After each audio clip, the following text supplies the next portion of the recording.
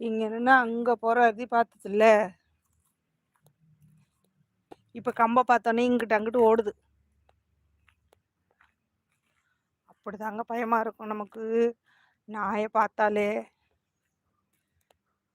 அது இந்த பக்கத்து வந்து வீடு ரொம்ப இல்லைல்ல, அதனால கடிச்சாலும் மக்கள் வெளியில் வராது.